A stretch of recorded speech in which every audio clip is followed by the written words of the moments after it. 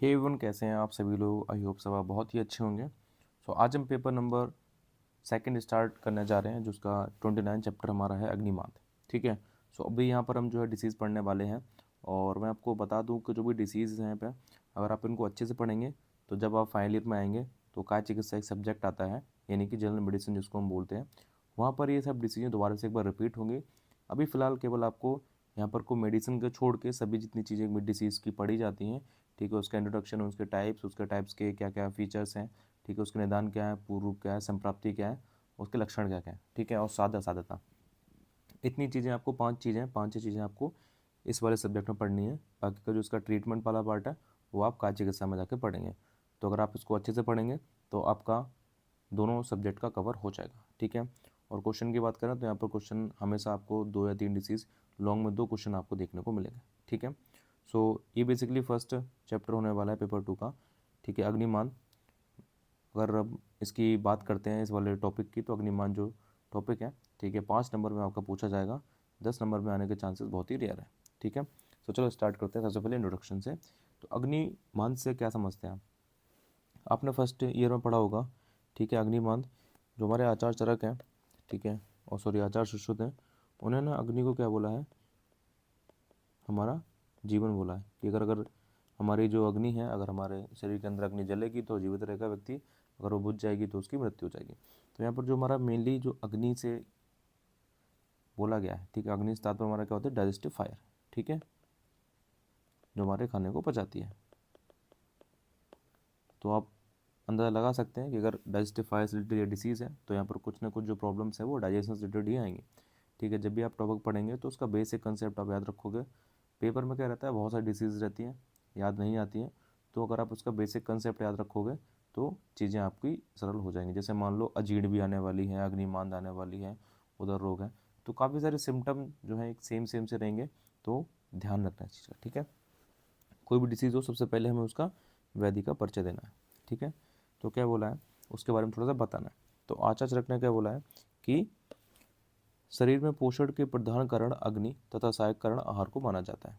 ठीक है, आपको ऑलरेडी पता है कि जो हमारा आहार होता है, ठीक है, वो अग्नि की सहायता से जब बॉडी के अंदर पचता है तो उससे हमें पोषण प्राप्ति होती है।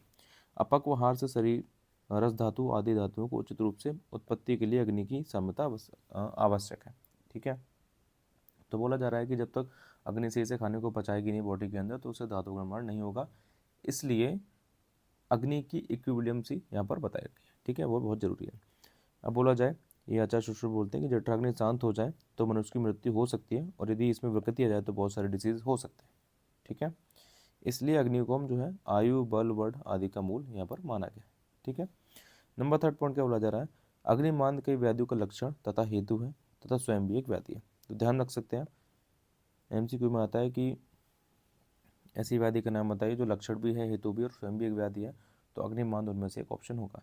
ठीक है, डाइजेस्टिव फायर का स्लो होना बहुत सारी डिसीज़ में आपको देखने को मिल सकता है, तो एक इंडिपेंडेंट एक डिसीज़ भी है, कई सारे सिम्टम भी है किसी सब बहुत सारे डिसीज़ का, और निदान भी है। ठीक है, अग्निमंद के कारण खाए हुए लघु भोजन का भी उचित परिपाक नहीं हो पाता। तो बोल रहे हैं कि जब डाइजेस्टिव फायर हमारा जो सिक्रेटिक एंजाइम होंगे, जूस अगर कम वहाँ पर सिक्रेट हो रहा होगा, सही मात्रा में सिक्रेट नहीं हो रहा होगा, ठीक है, तो वो ऑब्वियसली बात है, खाने का डाइजेशन सही से नहीं हो पाएगा। ठीक है, मानव निदान में अग्निमांद को श्वसन व्याधि के रूप में बताया गया है। ठीक है, तो मानव निदान हमारा क्या है? रोग निदान का ग्रंथ है, जिसमें क्या बोला है कि हमारी कैसी है? स्वतंत्र व्याधि है।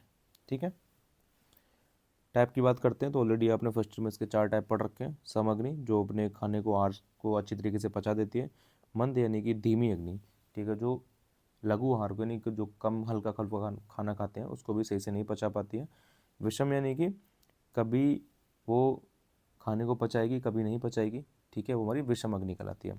और तीक्ष्ण अग्नि यानी कि बहुत ही जल्दी खाने को पचा देगी। अब क्या होता है कि बहुत सारे लोग आपने देखे होंगे जो बहुत टाइम टाइम पे उनको भूख लगती रहती है, ठीक है, तो उनका क्या होता है? डाइजेस्टिव फायर बहुत ज़्यादा बढ़ी हुई होती है, कुछ भी खाते हैं जल्दी से पच जाता है।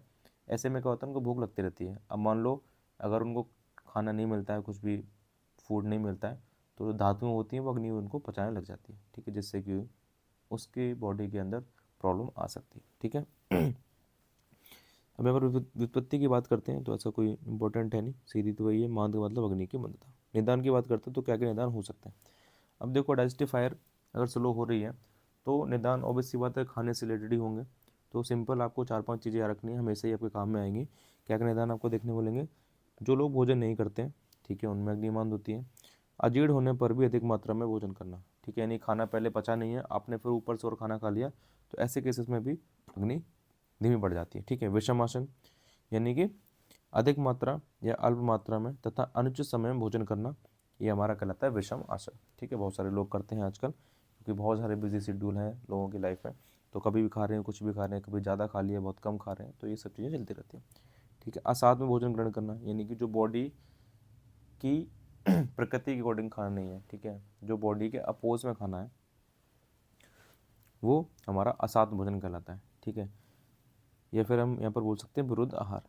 ठीक है, तो ये भी एक रीज़न है, विरुद्ध आहार, ये आप सब में लिख सकते हो। ठीक है, ये जितने भी पॉइंट्स हैं, ये आप जितने भी फूड से रिलेटेड डिजीज आएंगे सब में लिख सकते हो। ठीक है, इसके अलावा गुरु, शीत, अतिरुक्ष और दूषित अन्न का ग्रहण करना और वेग का धारण, ये तो सभी में आते ही आता है, तो दिनान आपको याद करने की जरूरत नहीं है, कॉमनली है, आपको सभी याद है ऑलरेडी। ठीक है, अब देखो संप्राप्ति क्या है।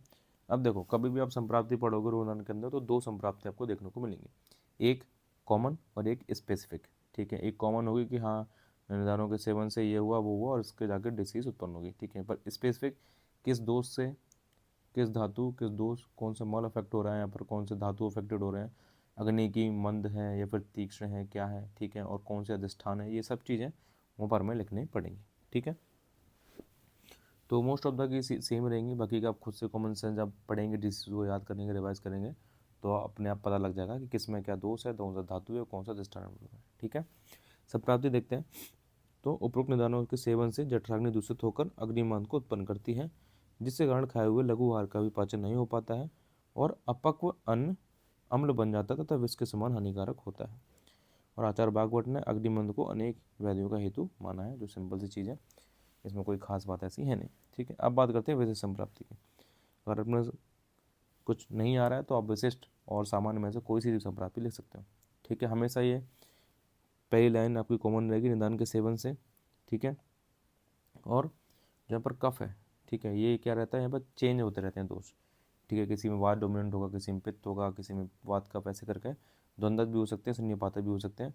तो बोला जाता है कि निदानों के सेवन से, ठीक है, दोष दूषित होते हैं। अब देखो अग्निमांद, अग्निमांद क्यों है? मंदता किसके अंदर होती है? कफ के अंदर। ठीक है, कोई भारीपन होता है, तो यहाँ पर मेनली कफ का प्रकोप हो रहा है। ठीक है, जिसकी वजह से क्या हो रहा है? जठराग्नि की दुर्बलता हो रही है। अब वही है कि अग्नि का काम क्या है? खाने को पचाना। अब वो दुर्बल होगी तो क्या होगा? यहाँ पर फूड का डाइजेशन नहीं हो पाएगा सही तरीके से, जिसकी वजह से क्या होगा? हमारा यहाँ पर अग्नि मांद हो जाएगी। ठीक है, सिंपल सा है।